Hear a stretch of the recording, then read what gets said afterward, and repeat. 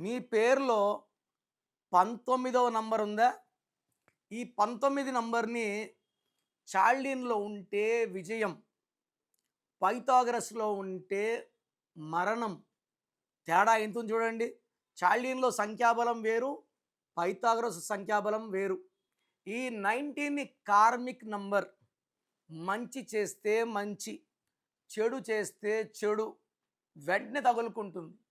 నేను చూసిన లక్షలాది మందిలో ఈ 19 నంబర్ ఉన్నవాళ్ళు 45 లోపలే వాళ్ళ ఆయుష్ నిండిపోతుంది, నూరేళ్ళు.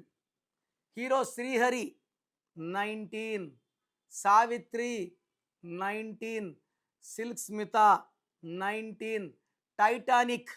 అంటే వీళ్ళందరి పేర్లు కూడా ఐఏ. ఐ అంటే 9, ఐ అంటే 9, ఏ అంటే 1. యాంకర్ శ్రీవాణికి మన మేజర్ యాక్సిడెంట్ అయి తప్పించుకున్నారు. ఈ ఐఐఏ ఉన్న 19 ఇంకో విధంగా 19 కూడా రావచ్చు. సౌందర్యలో ఇంకో విధంగా 19 వచ్చింది. ఈ 19ని మానసిక ఆందోళన, depression and early death number అంటారు. సో మీ పేరులో చాల్డీన్‌లో కాదు, పైథాగరస్‌లో 19 ఉంటే మీ పేరులో కరెక్షన్ అవసరం. మరి సర్టిఫికెట్లు ఎలా? చదువుకున్నాను కదా, సర్టిఫికెట్స్ వచ్చి మనం మార్చం. మన ఇల్లే మన దేవాలయం. ఎవరన్నా చెప్పులు వేసి రావాల్సిందే. అక్కడ మెయిన్ డోర్ దగ్గర స్పెల్లింగ్ మార్చి పెట్టుకోవడం ద్వారా పంచభూతాలు చూపిస్తాయి, మిమ్మల్ని దీవిస్తాయి, మీకు అండగా వస్తాయి.